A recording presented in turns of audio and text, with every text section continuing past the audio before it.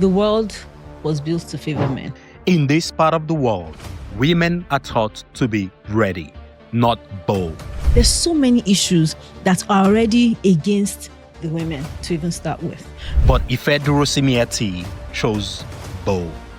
Before Herconomy raised $600,000 in 24 hours, she's been building quietly, building community, trust, and credibility.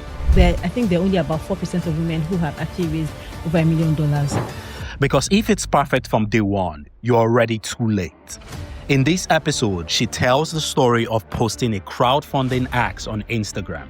Okay, the minimum we'll take is $20K. When I was going to put in that $20K, I was so scared. I was like, I don't know anybody who would just give me $20,000 like that. Scared, setting a $20,000 minimum investment, and watching people show up.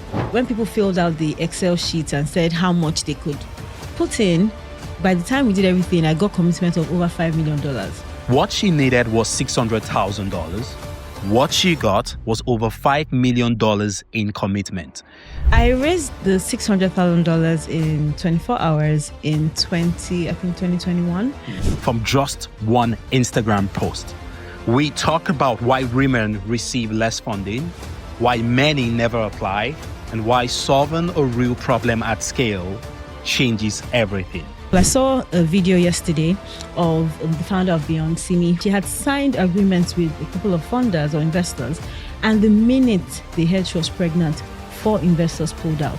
This is the Frankly Business Podcast, where courage meets capital. How do you apply for grants? What is that golden pen advice that I love it anytime I stay around women because they're amazing creatures. I have an amazing woman. She's done a lot in the Nigerian business landscape, especially as regards finance. And I'm just going to go straight into the point. You already know her. Herconomy. Walk us through your journey. It's very important for us to understand how you've been able to shape the person you've become, what shaped the person you've become, your journey and all that. And I love the fact that I have a co-host who's also a woman, Precious Enyi, amazing woman. So like I told you, remember the first episode, I said, you're going to be seeing different changes on the Frankly Business Podcast. Ife Durosinmi, you're very much welcome. Thank you very much. Let us understand your journey. Can you walk us through your journey? Okay. Thank you very much for that introduction. My journey is very funny because I never thought that I would get into finance, especially because my background is not finance, right? My background is more marketing and communication. So the way we started out, I started a business called Parliamo Bambini. It was a baby furniture company. And at the time, we won a couple of grants from Tenwell Foundation, Variant Advisory, different companies that believed in us, right? And a lot of people at the time started asking me, oh, Ife, how did you hear about this opportunity? How did you hear about this grants, this fellowship? And naturally, I like to help. Yeah. So at first I started, telling people one by one, but it became, a big deal. Like a lot of people just started disturbing me and all that. So I said, you know what? Let me do a video that would, pretty much just break everything down for people. And I did the video. I called the videographer, actually. I started shooting and she was like, Ife, I think this thing should actually be a book, not a video. And I was like, please, I beg. Don't even. And she was like, I'm not doing this shoot. Like, this has to be a book. So I was like, okay, no problem. Let me go back. Let me just write in a small ebook and then just call it a day. Wrote the ebook. I was about to launch it. And then another friend said, no, it should actually be an actual book. Anyway, long story short, I did the book. The book was a huge success. We sold thousands and thousands of copies. The title of the book was called Accessing Grants for Startups. So in the book, we pretty much broke down the different opportunities that were available for entrepreneurs across Africa. And in that book, we also interviewed a couple of entrepreneurs that had also tapped into different funding opportunities and also fellowships. And from that, a lot of people got access to the book and they started asking me, how do they hear about future opportunities? Because we had a list of opportunities that were available, like I said. They said, how do we get information about future opportunities? So I decided to then do a community. So in the community, we'll just share opportunities, whether it's grants, whether it's a loan opportunity, whether it's a job. And then we started doing capacity building workshops. This community grew from 0 to 1,500 pretty much in a year. And in fact, it was paid. I think they're paying 5,000 naira monthly. So a lot of people, were just interested. First it was free. Then after I started, I had to now hire people. And then, eventually my friend advised me to make it a paid community. Long story short, after speaking and interacting with these 1,500 women, because we started having monthly meetups and all that, delving into some of the issues that they were facing was access to finance. And this was clear data. Like, we interacted with each other. We were in similar demographics. It was just clear what they needed. So we started thinking money. It was like money was, it was at the top of the list. Access to finance, access to opportunities. A lot of them had, taken space, to have their children, take care of their families. Some of them wanted to go back into the job market. It was just, typical issues that we knew that each other had, but we just didn't know how to solve it.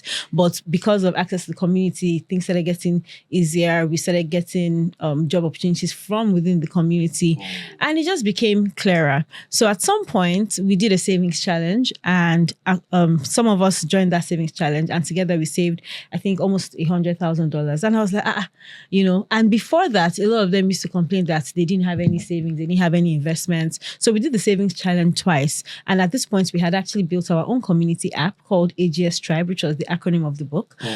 So we built that. And then I said, you know what, let me plug in an API into this community app so that people could save directly on the app, because at the time we were using another platform. And they started asking that they wanted to actually save on our app. But when I approached the app that we were using at the time, they didn't have an API to give us. So I said, you know what, let me go back to the drawing board and then build our own app where people could actually save. And that's how this whole thing came about. We then did like a fundraising round. Members of the community actually also invested. And that's how we transitioned from AGS Tribe to Herconomy. So that's what got me here. It wasn't a planned thing. It wasn't something that I saw, in the future. It was just very, very organic, community-led type style. And yeah, it's just been a fantastic journey since then. We hired from the community when we first started. Some people even volunteered. And yeah, we've just grown to what we are today, which is a fintech organization called Herconomy that has impacted the lives of so many, people, especially women across the country. I must confess that I'm enjoying. I can listen to you talk all day. I'm enjoying watching you talk. And anyone who listens to you would want to say that, wow, so I can start like this and grow like this. But there must be challenges. There must have been hiccups along the line. So let's talk about them. What were those breaking moments that you thought that who even sent me go this thing now? Why did I even enter this business? I'm sure there would have been those. And then did you also have discouragement from the women? Because sometimes we can be a handful, trust me. So how did you cope with them? I've had it like almost every 6 months. I'll just be like, I beg, this is bigger than me. Who sends me? Especially the finance part, right? The tech part too, because I'm not a tech person.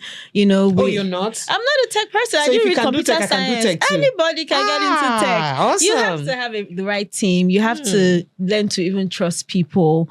And you have to know that, whether or not you make mistakes, whether you make a mistake or not, just continue. You continue iterating, right? The first app we built, in fact, it didn't launch. On the day of launch, it just scattered. It didn't come on. Now, this kind of story we like to hear. So people will not think that it's all rosy from the beginning. No, it's not rosy. Like the first day, the first app we built, we had done 3 days to go, 4 days to go. We were excited. On the day of the launch, it didn't come on. It freezes. It didn't work. So that happened. The second one we built, some things on the app were not working. It's always very, very difficult. But thankfully, our members, our users, they kept on staying. They kept on telling us, okay, this is what we should do. We started getting feedback from the users and all that. So it never, ever, ever is perfect. And you read a lot of quotes and, all the time, like if it's perfect on day one, you've not done your job. That means you're too late, So you have to just continue building, continue. You get so what kept you pushing? I mean, with these challenges, why did you not just drop off and say, okay, you know what, I've had enough. Let me go back to who I used to be. What? Apart from that, I even also want to know how can we double down on that problem? Because it's finance. Yes. And with finance, it's very, very, it's a very fragile industry because you're dealing with one of the things that drives the emotions of people the most. Money. And causes a lot of problems. Yes, money. I think they say 2 things: money, love, and 3 things: money, love, fear, or something. It drives a lot of emotion in the lives of people. And you had technical glitch on the first day. Did that not create a lot of pushback. How were you able to manage all of that? So I remember the first time that the app did launch, and I was just like, oops, like I was so confused. I didn't know what to do. And it was also on my birthday. So everybody was really looking forward to it. But a friend of mine said, Ife, nothing spoiled. Let's go on WhatsApp.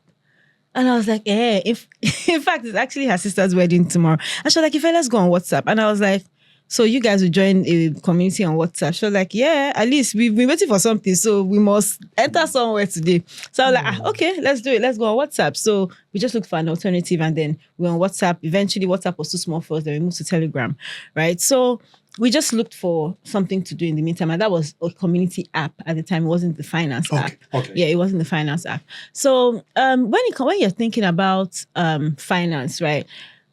It's been difficult, and the truth is we stayed safe. And that's why we, at the beginning, for like the first 3 years, we only stayed with savings. With savings, it's difficult to, the issues are your spread is very thin, but you get more money when you start doing lending and your money actually comes back. So wait, let's talk about the savings, because I mean, it must be difficult for some people listening to understand exactly what you mean. You said it was like cumulative saving, like all the women were saving together. Yes. So how were you able to, spread the saves? Were they just putting all the money together in one particular source? Yes. So we have a savings app. In the app, everybody has their own like specified account number where they can deposit money into, or we can do like direct debit. So why ours makes it easier for you is the debits are automated. So you can say you want to do 500 naira daily. You can say you want to do it weekly. You so can say just debit my account daily. Direct debits. In the middle of the night, the money just goes. So you don't even feel it. And then it goes into my account with you, us, with the platform. Yeah, so you can monitor it. You can check out how much you have saved. And it's high yield savings. And for someone like us that don't save, that's interesting. Go further. Yeah, it's high yield savings. So you earn 20% interest on savings. So, yes. And a lot of people have used this to pay their rent, buy houses, all kinds of things, because when you first start, it's small. Let's say you're doing 500 naira. But imagine when you start doing 10,000 naira a day. Imagine when you start doing, some people, 100,000 naira a day. The interest on that monthly, sometimes that is the interest for my monthly shopping, right? And that my capital is not eroded. So what's the most interest you pay? 20%. So treasury for a bills month, in a monthly. No, 20%. per annum. It's 20%. That's MMM. So 20% per annum. I was worried. Yeah, it's 20% per annum, and it keeps you disciplined because you can't just withdraw anytime. If you withdraw, you have 4 withdrawal days, free withdrawal days in a year, just to encourage you to save more, and then. If you want to withdraw outside of those free withdrawal days, then you are penalized. So that means that more than likely you keep the money there, except you have like a serious emergency, right? So yeah, the direct bless you. So the direct debit just works, and it's easier as opposed to saying, oh, every month I'm going to save 300,000 naira. At the end of that month, one basic will just come. So how are you able to pay the interest? So we work with a lot of credible asset management companies. Because that's a thing too. Yes. So people understand the transparency. Oh yeah, it's very transparent. Work with credible asset management companies that are regulated by SEC, and we only do very like moderate risk. We don't take any high risk, so your money is guaranteed. I was going to say that because I know that anything that's got to do with such investments, risk is very important. But risk management is key. Yes, very critical. Yeah. So your money is guaranteed. Every year we've paid out millions and millions. So I think the first year maybe we paid out 5 million in interest. But now, as at last year, we did over 120 something million as interest. Well, their capital still stands. Yes, of course. And how about if I want my capital back? Yeah, you can take your capital, is your account. So you can withdraw it anytime. We have different products. We have Vault, which is the fixed deposit one, where you earn 20%. We have Float, which is the everyday savings one, and you can withdraw anytime from that one, but you earn only 2.5 interest on that one. And you also can pay your bills from there. So like data, airtime, electricity bills, and you even get cash back when you make those payments. What have you been doing with housewives with this? Because I can imagine housewives knowing that every 1 naira they get from Oga, they can be saving it. This is awesome. Yes. It's actually a fantastic product, and I wish everybody knew about it. Because so how do we know about this? Thank God we know you now. Thank God I know you now. So it's interesting. Yes, it is. So thank you. You were able to raise $600,000 through crowdfunding on Instagram. That's a crazy feat. And if you look at what that means, it means you're putting your credibility on the line and you're dealing with people, with the entire public. How did you do that? What gave you that audacity to go down that route? How did people trust you Okay. So I think it's good for us to go back in time to Mm-hmm. really understand how you were able to build this framework Okay. that people trusted you Trusted. with money, because this is money. Mm-hmm. And it's more or less like giving us the corporate idea of, it's more or less like the corporate idea of a jaw. Mm-hmm. I don't know if you get my point. So how were you able to end that trust? Okay, so I raised the $600,000 in 24 hours in 2021. And before then, like I said, we had been building community. We had been giving out grants to women. We had a lot of impact already. People already knew what we were doing. We had a yearly program that we were doing. I had done a lot of trainings, in Nigeria, abroad. So I think that helped build my own personal brand. It helps build my own credibility. It helped people know that, okay, I'm using my own money, to do all of these things. At the time, we're not really making money, right? People, and like I said, first the community was free and all that. So people could already see that this thing is difficult. What this girl is doing is actually difficult. She's putting her back into it. All my savings, everything was in the company. So that helped me gain credibility over the years. And like I said, I had a book. So I think that also helped to build some sort of authority in the industry. So that had gone on. So I had also been speaking to a lot of VCs, and they didn't really understand the idea of community. They were thinking, are you trying to build another Facebook? There's a lot of pushback. And I was like, how do I solve this, right? So one day I got into a program called Startup Bootcamp, which is a program that also gives funding to entrepreneurs. At the time, I think they were given 18K with a lot of training and, a lot of credits that, would help any tech company, get to that next level. So when I got into the program, I started, talking to people, and, someone said, you know what, you can actually try, crowdfunding. And I was like, okay. So I put it up on my Insta stories and I said, hey guys, are you interested in investing in, at the time it was still AGS Tribe. We're trying to build a tech platform. I just wrote the story, and if you're interested, let me know.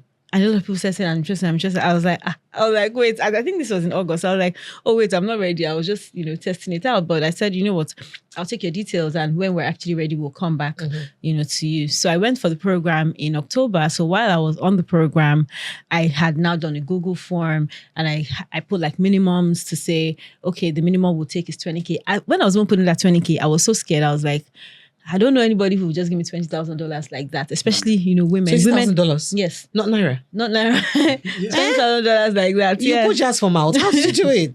And people really paid. I put the minimums for people who wanted to be on the cap table. And then for anybody in the community who wanted to invest, you could invest as low as $10. And we're taking that money through a platform called Get Equity. Okay. So anybody could invest. And we had, like I said, at the time, a huge community. So that means you could convert their Naira for those who have Naira. Yes, if through the Get Equity platform, it was easy for you to just convert. So we did that, and we got, when people filled out the Excel sheets and said how much they could put in, by the time we did everything, I got commitment of over $5 million. And I got scared, and I was like, you guys know that first you have to disburse immediately.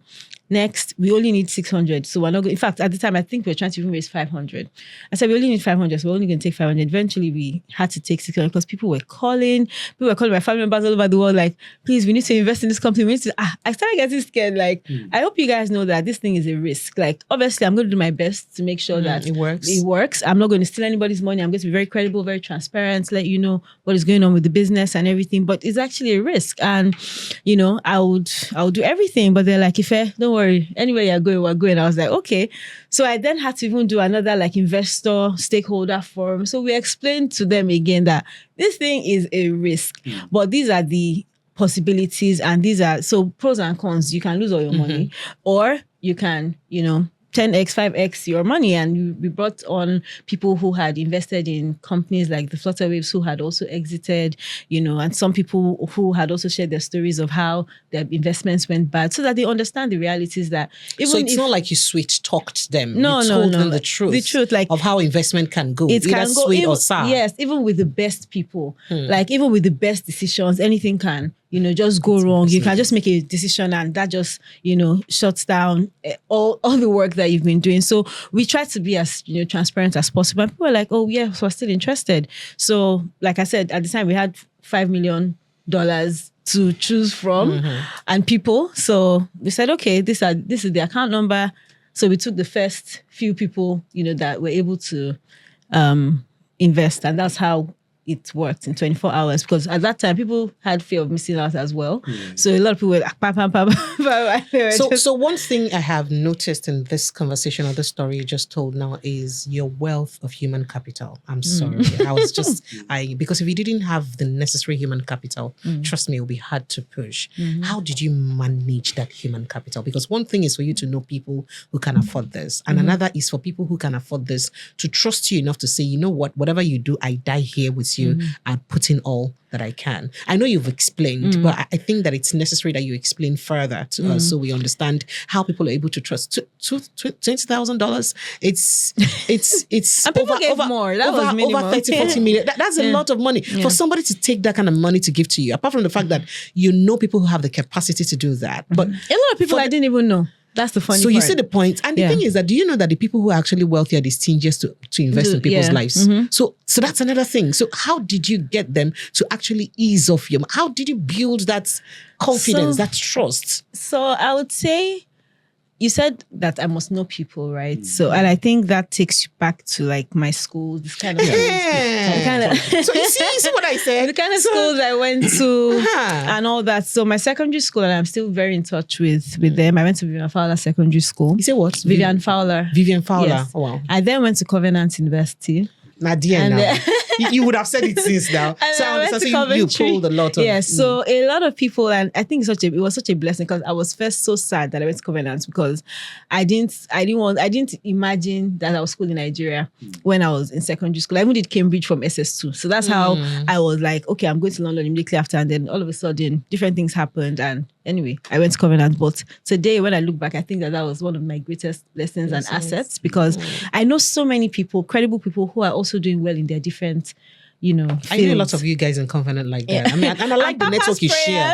Yes, and I like the network you share. I noticed that a lot of Covenant University people who have businesses support each other. I know someone who attended Covenant University, and she started an e-marketing from home, and it grew. So I can. Yeah, so that network, it really helped. So a lot of people I hadn't heard from, a lot of people reached out. So I think the schools you send your kids to really, really matter. And then you also have to be a loyal, credible person that shows up. So people know that if Ife is doing something, Ife is one that can pull all the Covenant people together, and people will come. And if they're doing something too, I will show up no matter how tired I am. For example, I'll give an example. Tomorrow, I have a wedding in Lagos with one of my investors. I have a speaking engagement till 6 p.m. and I'm still going to go to Ibadan for my friend's sister's wedding tomorrow.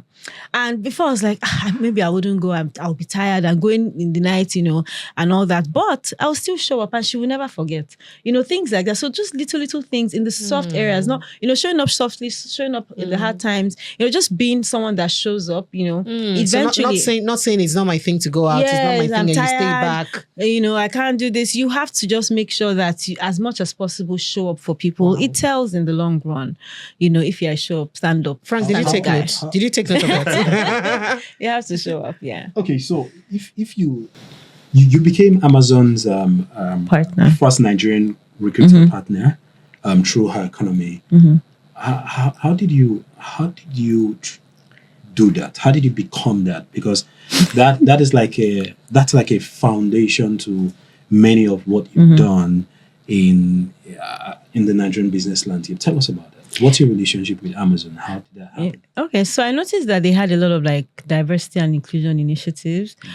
So I reached out to somebody within the team and sent him my proposal. And how did you know somebody within the team? You see what I'm saying about your see what I said about your human capital. You have to network. You have to network. Okay. Yes. So I sent in a proposal, and at the time we already had testimonials of people who had already gotten jobs from things that we had done. We had worked with Facebook. So when Facebook wanted to give a grant or different grants to people who had suffered losses during the COVID-19, so they came to meet us. So we had already done all of that. Gotten feedback.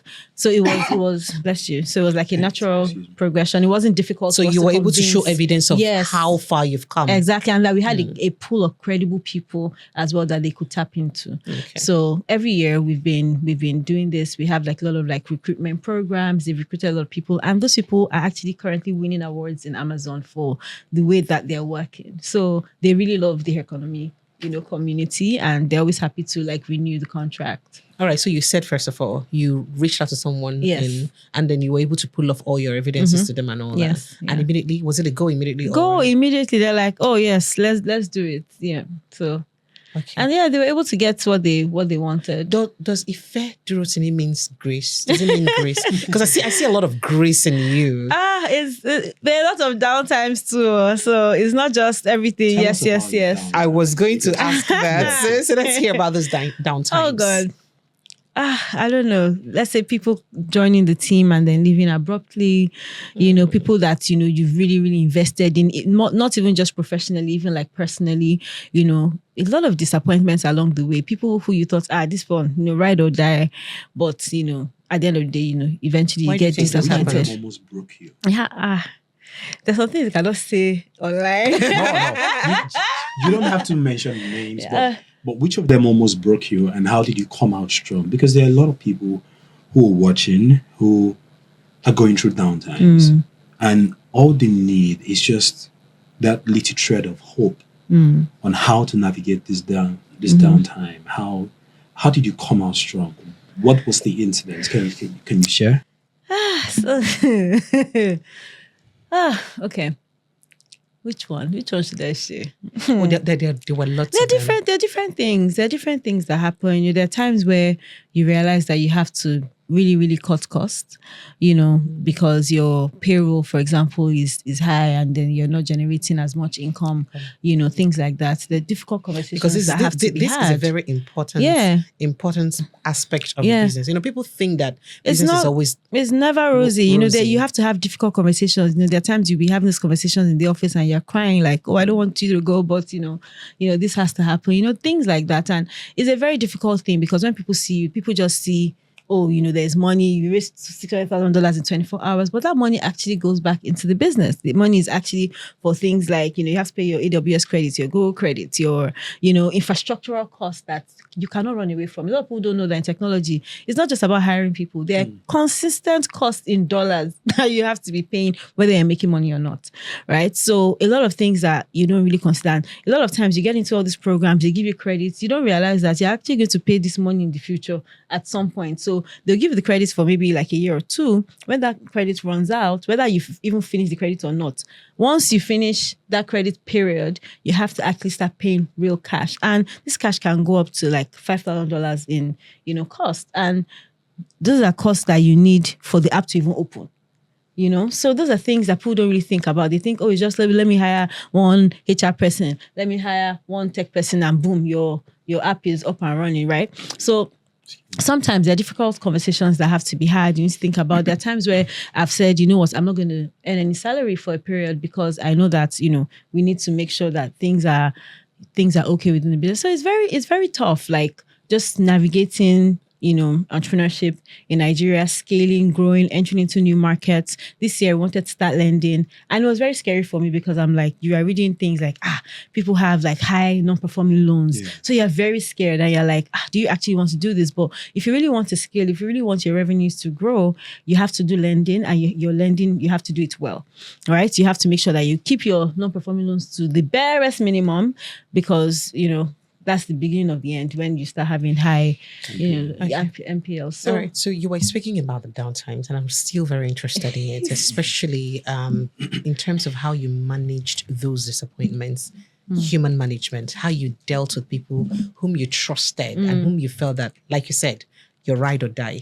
And then at the end of the day, it was like, boom. How did you deal with your relationship with them prior to that incident and after that incident? How did you also manage your mental health after that incident? You have to go to therapy. Like, Wow. so Therapy is not a thing in Nigeria, by the way. Yeah. People barely patronize that. I'll just call my doctor. I was like, I'm tired. Like, she'll just be like, oh, okay, you have to keep pushing. You have to do. She'll talk to me like, okay, you have to keep it going. So navigating it at the time, firstly, you first have to even have all Especially your for HR those who policies. you really, really, really trust. Yes. When they break it, like their own hurts like a pierce on the back. So I think firstly, how in terms of managing those disappointments, you have to go back to your HR policies and make sure that you're protected as a business, right? Because a lot of times when you're just starting out, you just go and download one HR policy from the internet and you just say, oh, okay, this company is big like this. This policy must be it the must best. be good. It must be good, right? And it resembles then- waiting at the pursuit for future. So let me just so let me just do it. So, but you actually have to look at it and Nigerianize it and put it in the Nigerian context. So things like, okay, you're hiring like top level execs, you need to decide, do you want them to actually have 3 months for them to leave the company, or do you want them to give 3 months notice, or do you want it to just be 1 month notice? Little things like that, because when the time comes and you do not have the right policies in place to actually bite you, in the future. So those were some of the lessons I took from it, and that was how I was able to manage it and navigate in the future. In terms of relationships with those people, you have to let it go. Like, it's difficult, there are times you'll be so angry, like, see, this potopoto, we're going to enter this potopoto together. I'm going to be, but you can't do that as a business professional. You have to just keep it simple. And I have like a good, like, advisory. I have a good board. Oh, wow. So Awesome. sometimes they help to mediate. Sometimes they advise me, okay, Fred, this is how you manage things, but sometimes our human, emotional, thing, you're just like, no, how can this person do me greasy? I was going to ask that, was there any point you felt like, I've lost it with humans, I can't deal? Yes, there are times where, like, Oh, wow. I got to a point where I was like, you just come to work, do your work and go. Like, I'm not going to get emotional. I'm not going to ask her about your child. I'm not going to do this. I'm not those emotional things like, are you okay? Have you eaten? I better come do your work and go. So it got to that Have to point. run a business, bring us together. Yeah, like, please, I'm not even going to get emotional. But I just realized that that's not really me. I'm naturally, very caring, very playful. But it got to a point when we started growing, the distance between myself and other team members was, getting wider. And also, when you now start hiring people and you want to even empower those people, you want them to make decisions, you don't want to now be encroaching on their decision making. You want them to be free. You want them to be, To be feel truly like, independent. be truly independent. So I started noticing that there was a distance. My team members, sometimes when they see me, they will sit up. I said, I'm very playful. I'm very chill. Yeah. You're shaking when you're coming to my office and all that. So I just started noticing, like, what's really going on? I don't think I'm this big, scary boss. I think that I'm very playful and all that. So sometimes I'll just go sit down with them in the office and gist and laugh. I can imagine how uncomfortable you'll feel within that period. Eventually. But at the beginning, it was not at the beginning, at the middle, when I had experienced a lot and, it just became more difficult. But I just like, so this is not awkward? me. Yeah, it became very awkward. Oh, wow. But now, everybody's chilled now. Now we're back again to being that one big family and stuff like that. Because when you get hurt, it's difficult for you to So would you trust again. Would you say it's easier for you to deal with this hurt now than it was earlier? Oh yes, now my skin is agaracha. There's nothing that can happen again. Like, drag me anywhere on the internet, drag me in the office. I'll handle this professionally. I understand that these things happen. People will disappoint you. You keep it moving. So let us talk about gender now. Your company is female focused. Yeah. What happens to the men?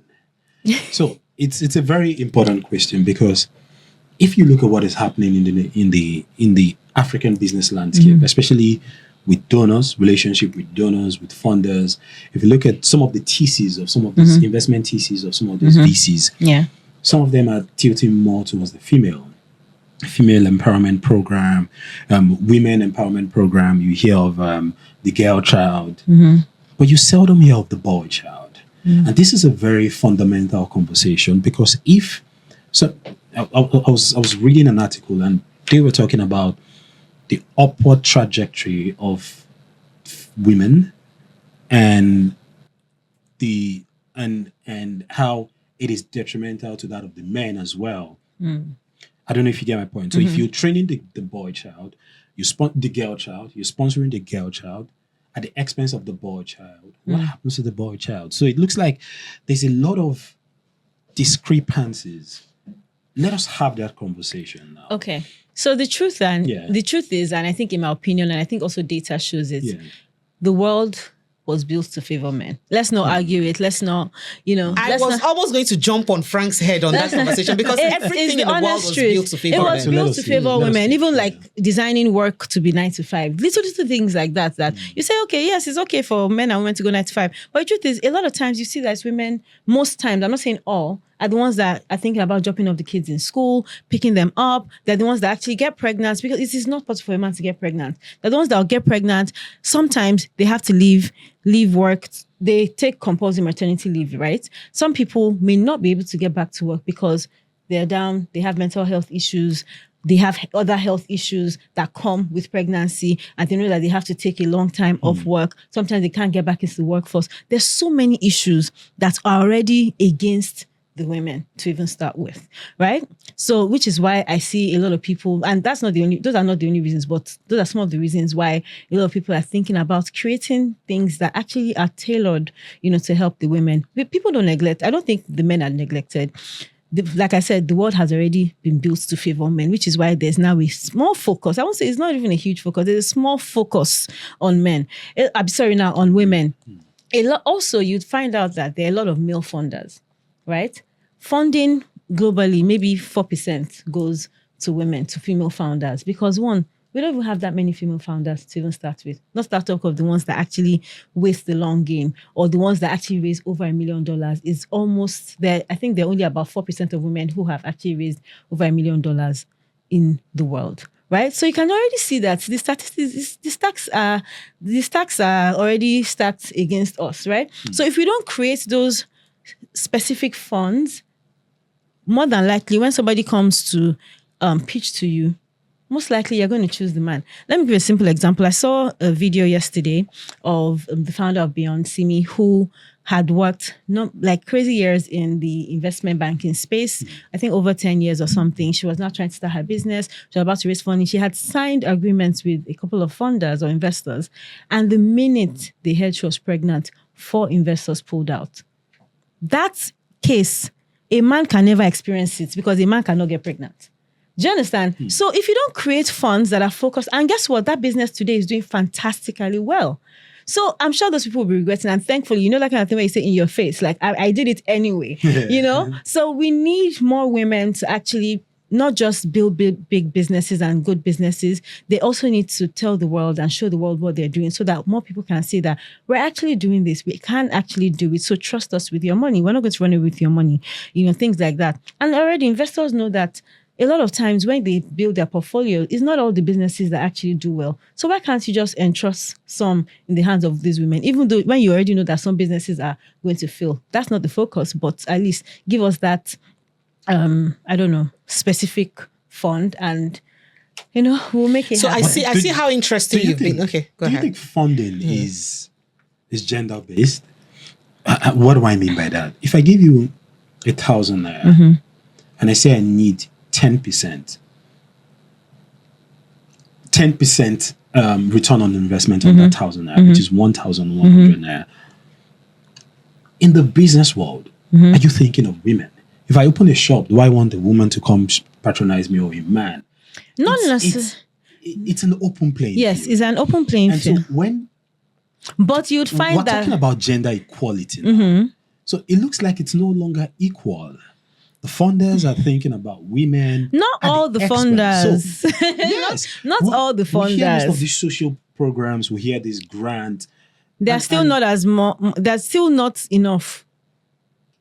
Okay. If you look at portfolio VC companies, and you look at their makeup of their portfolio companies, you still see more men.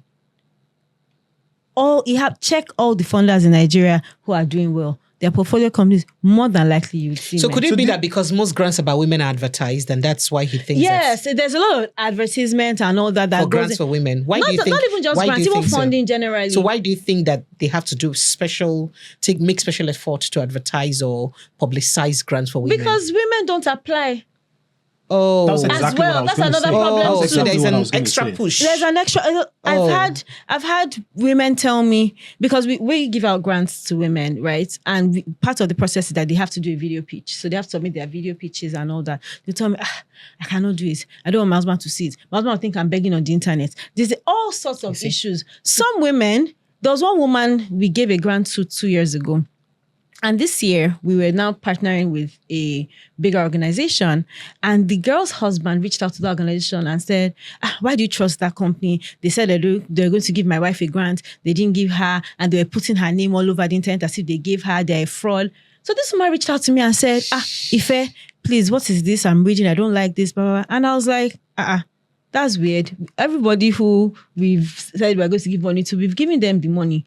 So we started digging deep. And we pay money into our Herconomy account for all our beneficiaries, because obviously you must have a Herconomy account once you win and all that.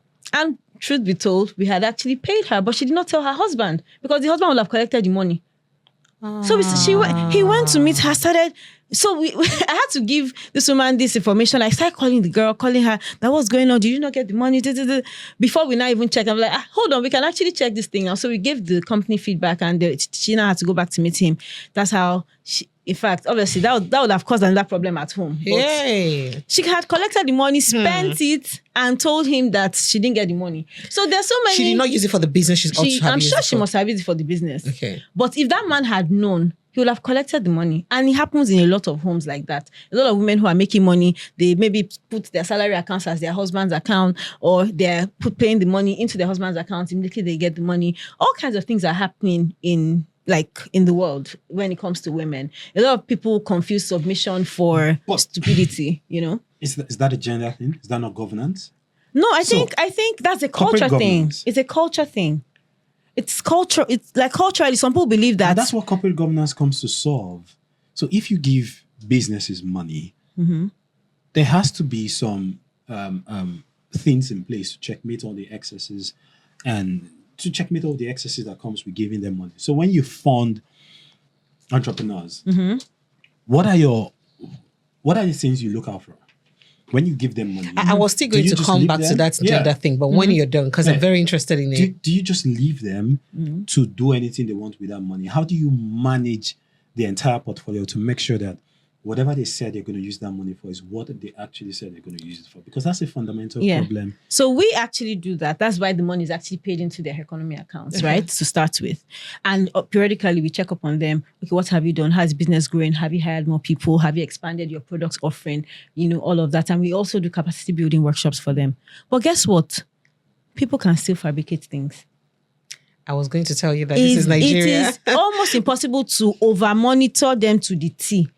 Do you understand? Wow. So it's almost impossible. I've collected grants from companies before too. So it's almost, you would say, oh yes, the company has grown, and you hire people. Let's say, okay, you hire somebody and paying the person maybe 100K or 200K if it's a small business and all that. The remaining money, your husband will have collected it. Do you understand? I know people have collected money, obviously. So some companies give out grants and they don't really follow up. And they've gone to marry other wives.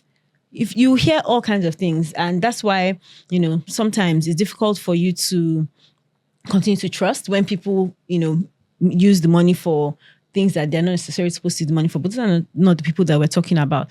Sometimes when women get not even just funding for their businesses, even salaries, they just submit it to their husbands because that's what they feel like submission is, So there are different things that go on culturally in Nigeria. Abroad, it might not be their own issue, but in Nigeria we are pulled back culturally, and we're not as exposed, so a lot of women are still doing things in certain ways. So did you set out to run a business that encourages women from the get-go? From the get-go. Even the community, because of my experience growing up. So that's what you see. Frank, listen to her. Okay, so I like to hear because you sounded very passionate when Frank asked that question. The way you just faced him rather than was facing the conversation squarely. I thought that there may be a backstory to that. So my mom is a lawyer, my dad is a chemical engineer and also a politician, and so my dad was the main breadwinner of the family. He did most things for us. Even though your mother is a lawyer. Even though my mom was a lawyer, but eventually she quit her career, legal profession. Yes, to focus on the children and all that. And then 17 years later, she wanted to start a business. Her and my dad had split up at the time, and she realized that she didn't have savings. And it wasn't as if, so obviously my dad was taking care of all of us. We never lacked anything. We went to the best schools, everything was going on. But she didn't have savings. So her life literally, it changed in a minute. So there was no we had way to move to continue. Yeah, we had to move to a Butemeta. We had to buy a better past my neighbor generator. Things I had never seen before. Like it was a huge change. For even me as a child, we now had a fan, like a ceiling fan in the house. Growing up, I didn't have fans. It was AC that I knew. So it was so difficult, but we had to have the fan because better part of my neighbor is not going to carry the AC, So at the time like she left, sorry for asking, prying into your family issues, but at the time she left, your dad didn't make comfortable provision for all of you, understanding that you were living No, all with of her. us. I was still even in my dad's house. So if I go to school and I come back home, I'll go and stay with my mom. Things so he like didn't that. just make, okay, this is not my wife now, make her just They were not together anymore. But he can as well give her a home to settle in and all It that. doesn't happen like that in real life. Oh, sorry. It doesn't happen because it was my mom that chose to move out, right? out. So it doesn't necessarily happen that, okay. And even when you even get that, because now you know that you're on your own, you would just try to manage, what you have. And what you're saying is very important for happens women who are a in lot. relationships and marriages to know how they can. They can also, even when you're a housewife, themselves. you can grow your wealth. You can save, you can invest. There are different. So let's finish that business. That story. So I saw how my mom struggled. She had to get a shop in Lagos Island. It was tough, and I was just like, this woman, she's strong because she had to start all over again. So from she the beginning. set out, she left her legal profession, she forgot about the finesse that comes with being a lawyer.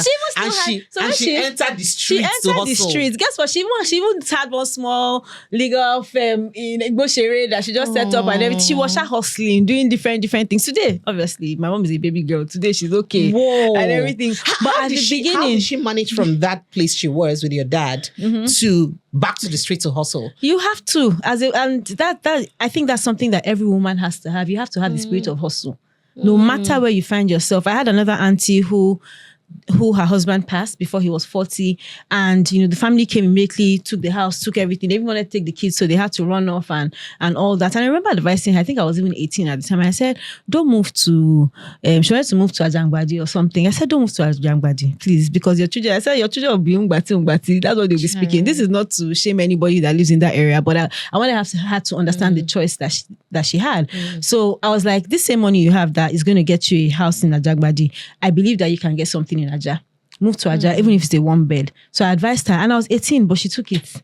My auntie went, got a place in Aja, a one bed. I think it was even like Face Me or something. Face Me, I slapped it. So, but she was okay. Her children were going to a school around the area. Eventually, her son went to Babcock, read computer science. He graduated. He's now working in London. How did she find the child in Babcock? She eventually started first the kiosk business. Eventually, she now started doing drinks, and then eventually started doing blocks. So started doing ice block making machines. No, blocks for building. Oh, building blocks. She eventually built her own block factory and everything, and she just started growing from there. So she built her house. She bought land, built her house in Aja. And when you're doing that business, you'll be networking with all those boys. So they'll be helping you build. And she built a fantastic bungalow in Aja. She was okay. She sent her children to school. Her second daughter is married. Her last son is also in a private university. She's doing very, very well. And this was her starting from scratch without a university degree.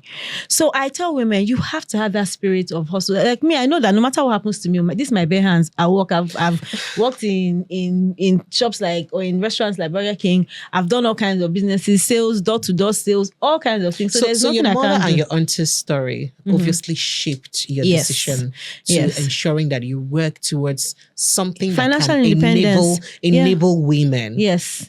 Wow. Financial independence is so important, and there are so many things you can do. Today, you can get a job abroad. There are platforms like Upwork. There's so many things that you can do even when you're working from home. Let's say you decide to be a stay-at-home mom. So I tell people, don't just sit at home. You have to be earning something. That's your dignity. That's the respect. That's your power. You can't just sit around, no matter how rich your husband is. Anything can happen in the twinkle of an eye. You might eventually even have to support him if he has a downtime. He's just one person. Be able to support your husband. That's what earns you, his respect at some point. Because we're all human beings. No matter how much, because sometimes the your man may be husband down loves too. you. Yeah, he can be down. It happens to each and every one of us. Life can never just be a smooth journey. So you should also be able to bring, something to the table. So. That from looking at your story, you almost sound like it's almost you're almost like a typical example of a jack of all trade but master of all, not none. So let's talk about your startup, which is the Bambi. Yeah, Parlamo Bambini. Yeah, good. How of all things you started with, making furniture for kids like Cradle. How did you conceptualize that? So, as a human being, you solve the problems that you're experiencing, right? So I had my daughter in London at the time, and the natural thing was to have like your wish list. When you have your baby shower, you have like a baby wish list, and people just buy all the gifts from your wish list and all that. So people bought like my cots, everything. So I shipped them down to Nigeria. I didn't even know that furniture was contraband. So when it came back to Nigeria, they told me, that I needed to pay a particular amount to be able to collect it and all that. I was like, what's going on here? Like, it was almost more than the amount of the actual item. Furniture. So I was like, so why are people not making furniture locally for children? So children's furniture is very different. It has to be safe, the paint you use, all of those things. You take that into consideration. Very environmentally friendly. Yeah, friendly. So we decided, I had a business partner at the time. We came together. I did my daughter's room and it was so beautiful. So people used to ask me, Ife, how did you do this room? How did you do? I was like, this thing, it wasn't that difficult for me. So I started thinking about it. And, I spoke to my friend. I was like, I've been thinking about doing something for kids. What do you think? And she was like, I've also been thinking about doing something for kids. And that's how, we just started it. And we just started getting orders. The thing blew, through the roof. And that your network again worked a lot. Yes. And guess what? They were my friends and I were all giving birth around the same time.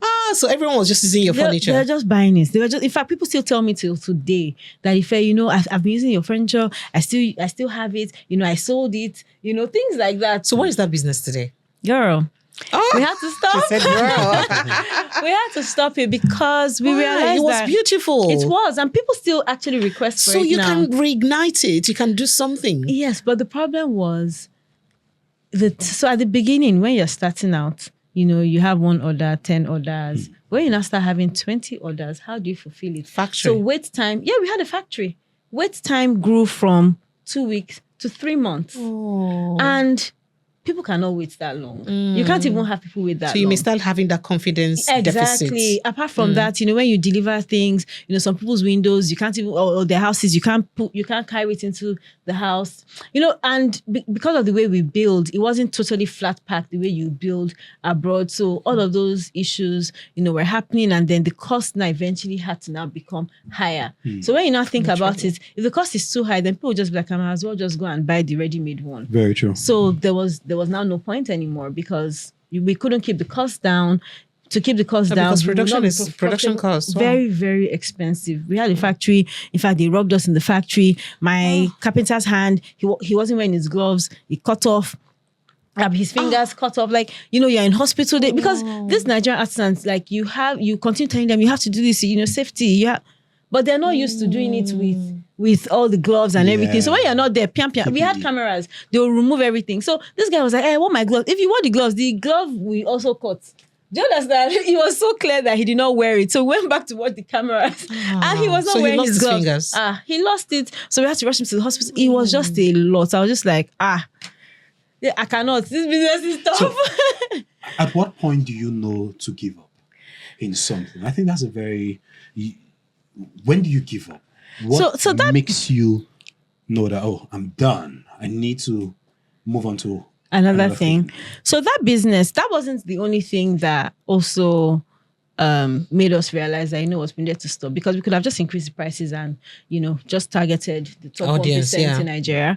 But we also had like co-founder issues. My co-founder was my friend as well. So at the beginning, when you're first starting out your business, you don't really do like partnership agreements. You don't really think about things like that, especially when you're younger. You just let's do it. You don't know that the business is really going to grow. You don't even know your strengths enough to know the kind of co-founder you would need, at the time. You don't really think about those sort of things. So we started having like co-founder issues and all that. So we were just like, you know what? Let's just, pack it up. Today we're still friends. So but did no she hard move feelings. to another business similar? Yeah, she started doing baskets and stuff for children as well. Yeah. Okay. So, firsthand, you and had I started doing firsthand you had co-founders issue.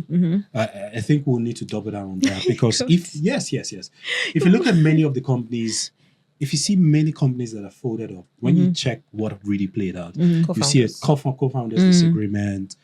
Yeah. What do you think you would have done better to be in sync with your co-founder and you guys have a vision that is in sync for the company, for the greater good? Yeah, What so would you I have done think then? I think that we both had they were both mission aligned. So I don't think we were not mission aligned. So I think it was more of a responsibility thing. So at the time when we started, so I know people, I knew people and all of that, but I didn't know that I knew people like that, when I first So started. you were attracting most of them. The customers and stuff. So it eventually felt like, when we split up, when the customers also, because they came through me, they would also want me to be the one to fulfill the transaction from beginning to end. So from like site visits, things like that. So eventually I became overwhelmed.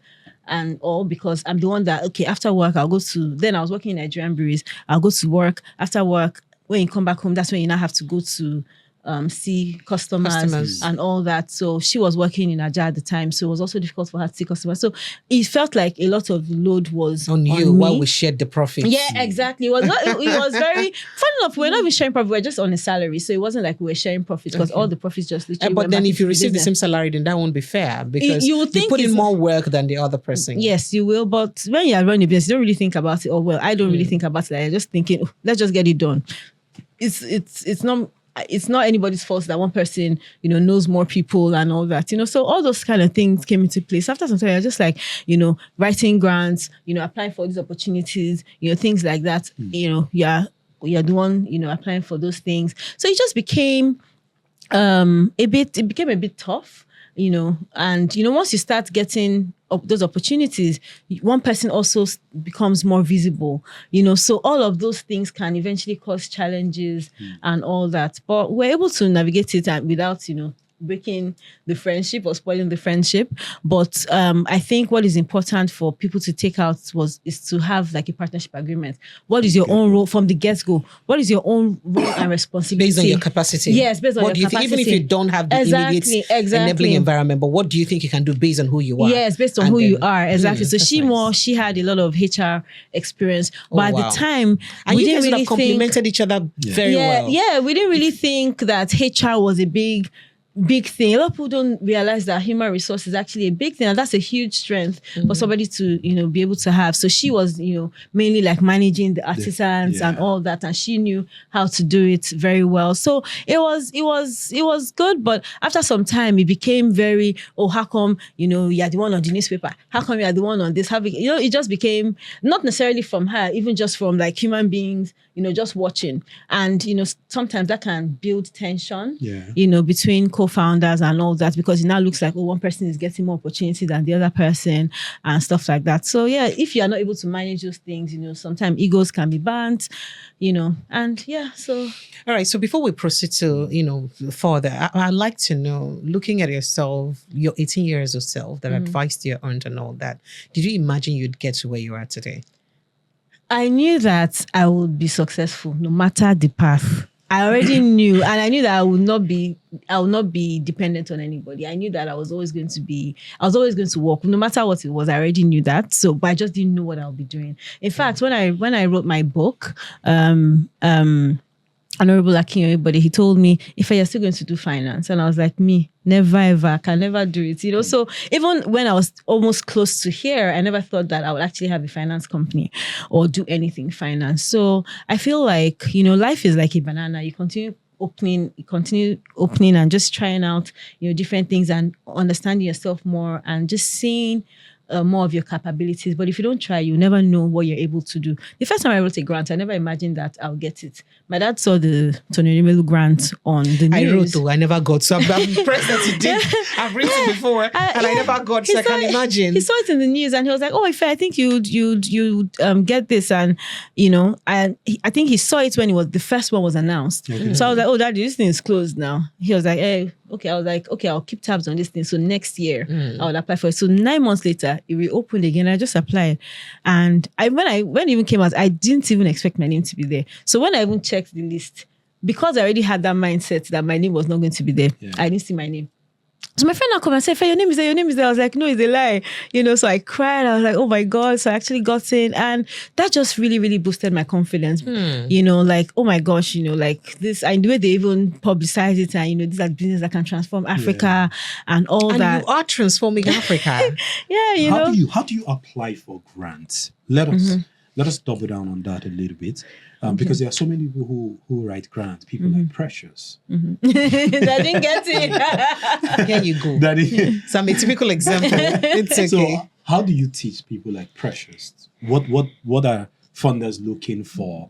What, when you're applying for grant, what do you need to do? Because you've won a lot. You've look at your resume. You've gotten fundings from grants from different organizations and institutions. So what is that golden pen advice that you I really am interested in Yes, this, yes, especially yes. because of the kind of business I was writing grant for. I think it's quite different from what you do, Okay. because mine was service based and not Oh, particularly okay. on any kind of goods. So I like to understand. Okay, firstly, I always tell people that you actually have to be solving a real problem. So some people feel like, oh, because I'm doing hair business, I'm just going to apply for a grant, and because this business is doing well, they're going to give me. And even though hair business is very profitable, I buy hair all the time and all that, but when you're thinking of the larger scheme of things, what are the real problems that people are facing in the world? What are funders looking out for? So I always tell people the best place to look at these issues are from the Sustainable Development Goals. There are 17 goals: quality education, gender equality, things like that are actually issues that the world knows. So if you streamline your solution to fit or plug into one of these 17 challenges, you have your foot in the door. But if you're just doing something that even though it's a good business, if it's not something that is scalable, that is a problem that people actually really, really need, you're not going to be funded. No matter how profitable the business is, you would most likely maybe get funding from a VC that is just looking for quick returns or returns in the future. But funders like impact funders, grants, you really, really have to be solving a real problem that is magnanimous, and that way you're able to. So environmental issues, clean energy issues, things like that, climate change issues that are core, poverty alleviation. Think like for us now, financial inclusion can elevate poverty. So more than likely, when you pitch it to somebody, they'll be like, and they're also mission aligned, then you're more than likely. So it's important for you to also find the organizations that are aligned with you. So there's some funders that are interested in climate energy. I can't go and pitch to them. They're just looking at me like, need to read, need to check us out, need to do your research. If you don't do your research, that means, in fact, you're already going to fail, because that means you don't even think about things before you jump. So you have to also be mission aligned. And then the way you write, you can't just write anyhow. You have to write in a convincing way. You have to storytell, You have to show your impact. How many people have benefited from you? So some people off the back, and men do it a lot. Even with a paper, they can just go and raise $10 million. But I always tell people the real people that actually really, really raise funding are people who already have beneficiaries, people who have put their back against the wall to actually impact the lives of the people around them.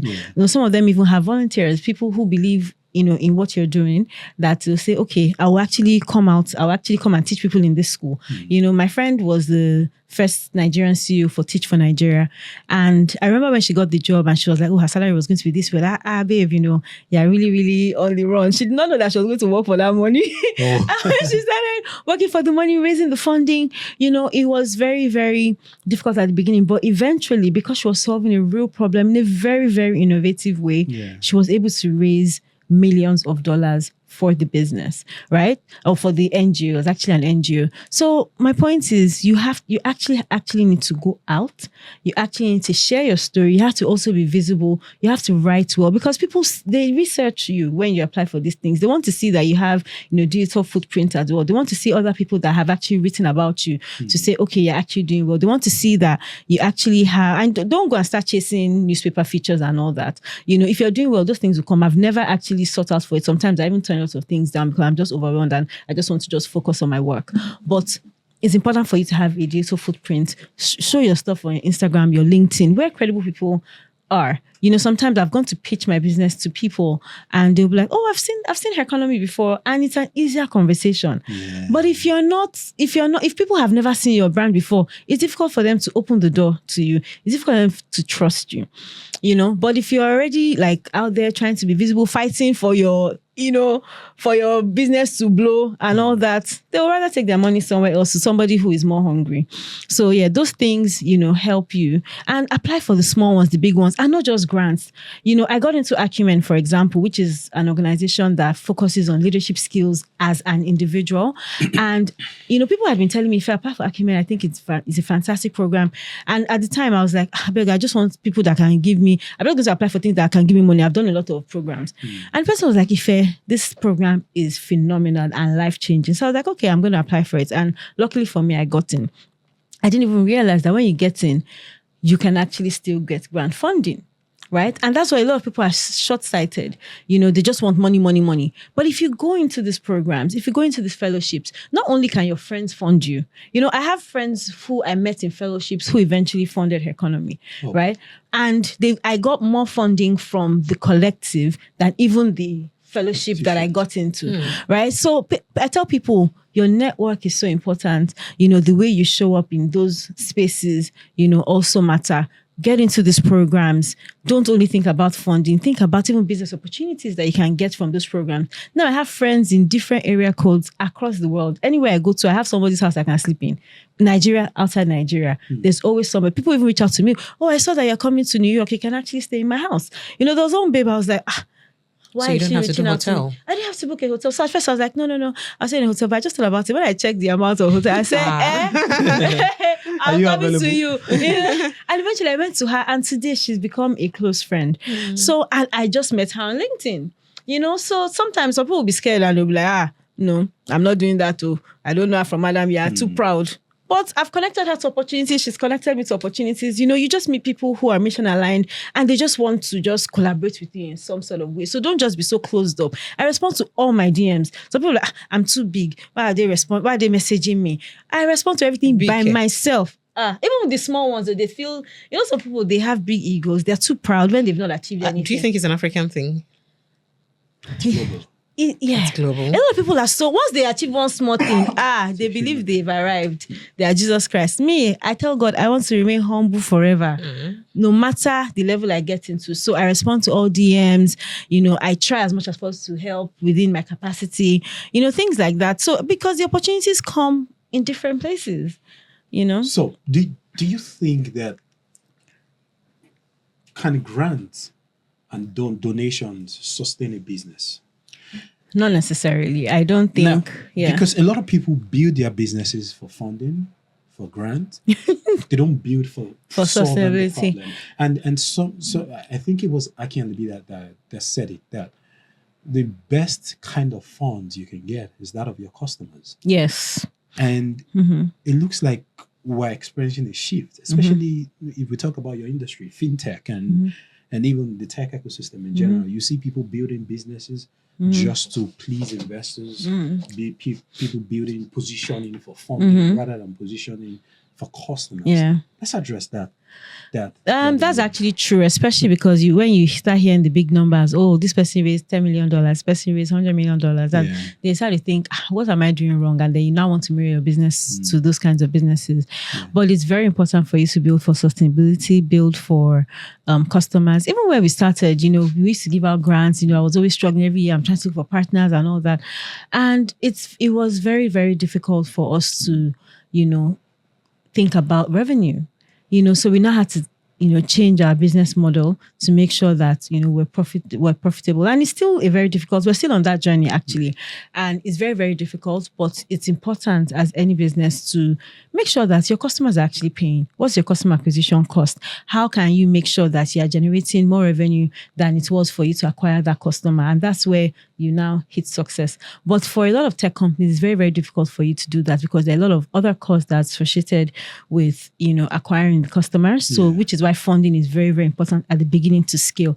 It gets to a point where your business is stable enough, but at the beginning, more than likely you will need funding to first be stable before you now start thinking about, even though from the beginning you would have built like a profitability, you would have said, okay, if we do things like this within like 2 years or 3 years, we will become, profitable. But it's very, very difficult for you to be profitable from day one, especially as a fintech. Some people have done it, successfully. If I know well, one of the big fintechs, the way they started out doing like B2B for, they used to build software for the banking platform. So they already had enough revenue for them to start their own fintech, right? But for a lot of us where we're starting from ground zero, it's difficult for you to start like that. So you cannot fire away another organization. So it's important for you to look at your own business, your own circumstances. Some people have funding from their parents. Some people have offices from their parents, so they don't necessarily need to be paying, for an office. So there are different people have peculiar situations. So it's important for you to think about your own situation and your own benefits, the things that you have over another organization, and just use that to your own advantage. All right. So speaking about offices now, something just struck my mind, and I'd like to ask if people are starting businesses, would you rather someone start at home now or get a little space, no matter how small? I started on my dining table. And to be honest, it depends on how passionate you are about starting. I thought we'll start from where you are. Okay. So why? Just because you have to start. Okay. Right? So and it doesn't matter the perception, because some people will like, I want people to come to my office and know that that's ego. Office. That is your ego talking. So it doesn't matter. They will come to your house and there's no shame. See, you cannot shame the shameless. Me, I'm not even ashamed of anything. So if I can even be in an office now, and if Kakata should bust tomorrow, I will go back home and continue working from home. And when we have money again, I'll go back and get an office. So there's no shame in this thing. You have to be able to roll up your sleeves at any time, and think about how you can make that business work. Right? Awesome. So wherever you are, start. So I started on my dining table. We're there for like 2 years. Grew from one person. Sometimes we'll have deadlines to meet. My staff, they'll sleep in my house. All kinds of things. Some people say, I cannot bring anybody I don't know into my home. I don't have hotel money to pay for anybody. So we pin. Do you understand? So there are different things that you have to do. Eventually, when my uncle said, I could move into one of his offices and I could stay in one room with my team. So for another 2 years, we were in another small room. 8 of us, we'll just sit down there. Maybe at the beginning, we were 4. We grew to 8. We were there, till we eventually had to leave that office to get our own, office space. So there's no hard and fast rule. Start from where you are. Some offices, some people don't even need offices to start. Some people are fully digital and they work well. So if you can save on that office space, why not? Give us some success metrics you've had with some people you've invested in, companies, or some donations you've given out, or even as an investment firm, people you've invested in and you were, wow, they gave you the best kind of result. Okay, so we're not an investment firm. So we're a savings company that is slowly transitioning into a bank. Now we've also started lending. So let me just you want to go into that. lending because of the lending yes. part. Yeah. So so let me give some examples. And we also give even with the profits you give, it also makes it look somehow like an investment. Yes. So we give grants to women. So I'll just talk about some of the success stories. So there was a lady who was a street sweeper, who she just used to sweep on the road and all that, and they started a small, she discovered recycling. So when she saw that there was this grant where the winner was going to get 1.5 million, second runner up or first runner up 1 million, and the third or second runner up 500,000, she applied. And so when you apply, you go through a training process. We teach you how to pitch, how to present your business in a more professional way, so that when you're not pitching to the panel of judges, then you come off as a company that is investable. So eventually this lady won. Somebody that she had never pitched in her life. When she won, her story was so powerful that somebody else who is also an investor in Herconomy said she wanted to double her grant. So she eventually won 3 million naira from us that day. Wow. Eventually this lady, her information went out there, and that's one thing that all these opportunities gives you. It gives you a lot of visibility. So there's a lot of visibility that came from it. She got a lot of more opportunities, within the country, even in her state. So her state governor picked up on her from some of the articles that we had written, and then invited her to even become one of his special advisors on environment. I think she has a library where she now displays some of the things not a library, this gallery where she displays some of her, some of her products or end products or some of the recyclable material. And she's doing extremely well. She's now hired people. I think she now has over 20 people that she's paying from nothing. Like she said, when she talked about her economy, she's like, her economy transformed her life, So there's so many stories like that. We have somebody else, she's the founder of Fairs. She won a grant from us, I think in maybe 2022. And she was the first runner up, not the winner. And from then on, she was also very active within the community. So we helped her to revamp her CV. We boosted her. We helped her. A lot of training she had gone through. She had confidence. Everything skyrocketed. So eventually, she first got a job with one of these popular fintechs as the COO. Right after we helped revamp her CV, she worked there and eventually started her own, or she continued her own logistics business. She had started the logistics business already at the time, but was still very, very small scale. Today, from the visibility, training, everything, and I'm sure obviously she also had it in her, but eventually today her business, it has skyrocketed. Wow. It is massive. She currently has over 200 employees. Wow. She's gotten funding over $1 million since 200 employees is not a mean feat. It's not a joke. Like she's doing extremely well. Wow. And she also gives back even to her economy. So now her company now even funds, that program that we do. She's a phenomenal founder. She's one of the ones that we're very, very proud of. And we only gave her $1 million grant. So grant, visibility, training, part of the community and all that. So, she even went, we went to the UN together at some point on for a program. So she's one of those people who, have multiplied, what she's gotten. And today, not only does she even give back to us, she also does it, for other, smaller business owners. Mm-hmm. So many stories like that, we're proud of. And, we try to continue doing this. Does that propel you to keep pushing? Oh, yes. When I see these people, be big, get better, do better, do more for your communities. Those are things that, give us joy. The goal is financial, freedom for women. So when I see all of these women doing well, impacting the lives of other people, it gives me so much, joy. It tells me that, we're doing something good. So but what apart do you from look out this, for? Okay.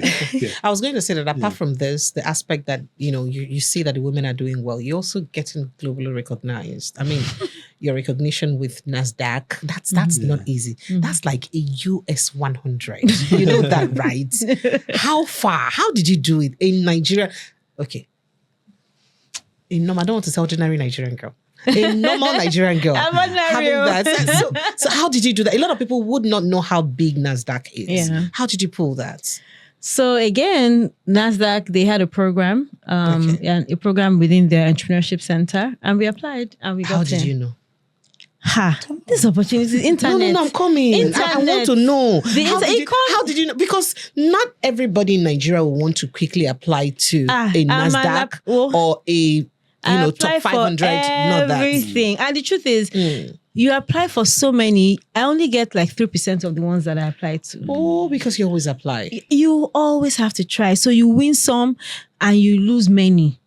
Do you understand? And there are times when because I review a lot of people's applications as well, because I'm quite good at applying. And guess what? We'll apply for the same thing. Those people that I review, they're the ones that are getting.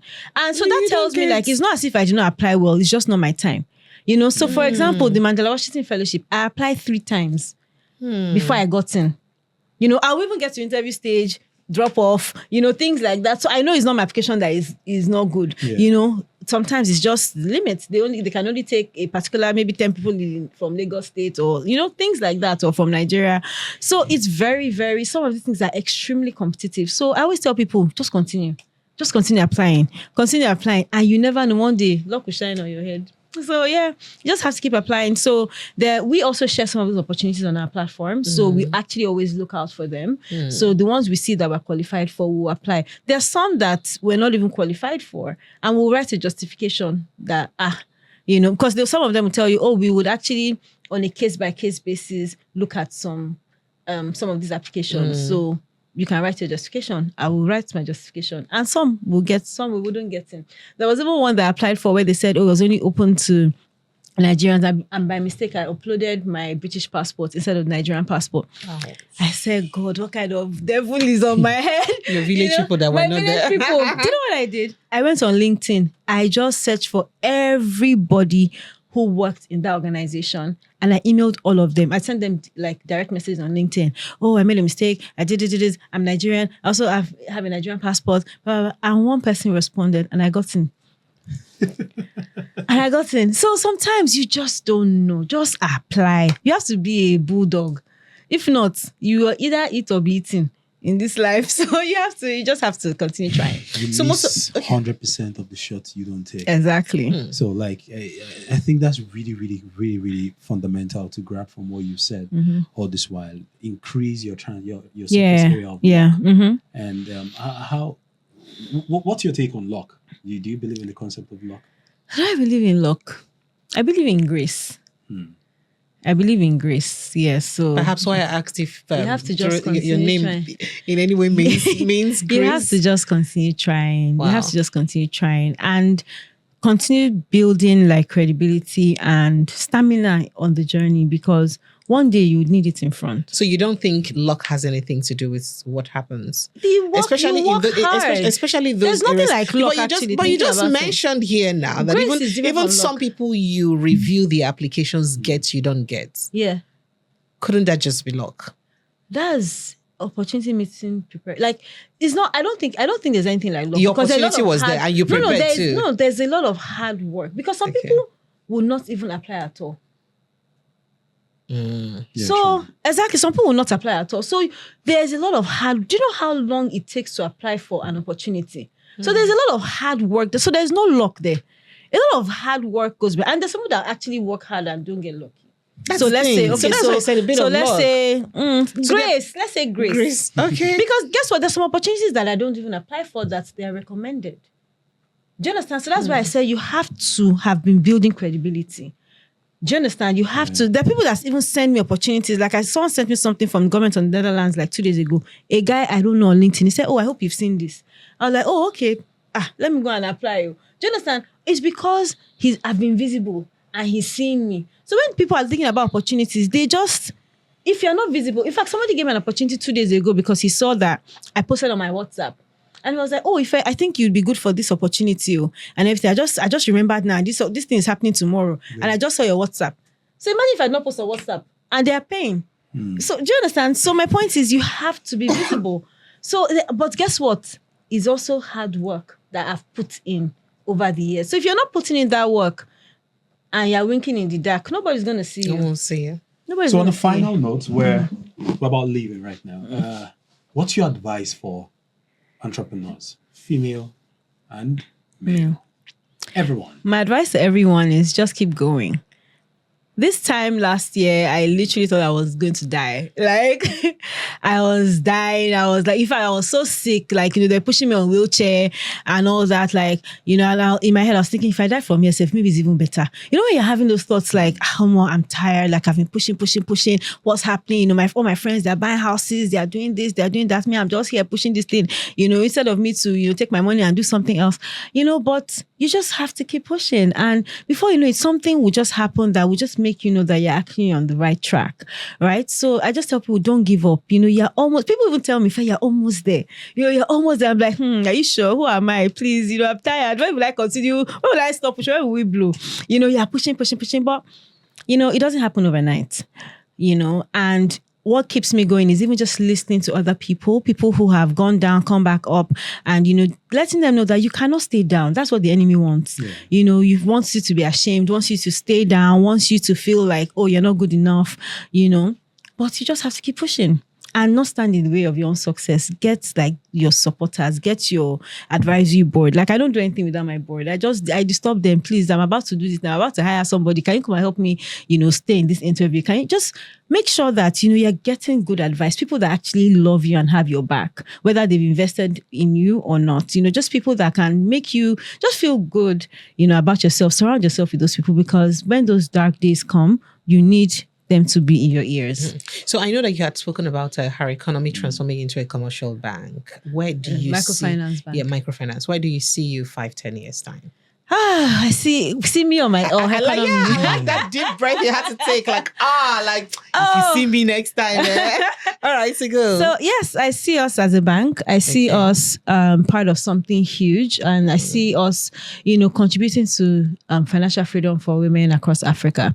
Giving women access to finance, giving them access to. So not just Nigeria, you're pushing. Yeah, yes. Our goal is to go to other countries, Ghana, Senegal, countries that are have similar issues, to Nigeria. I see us really, really transforming lives there.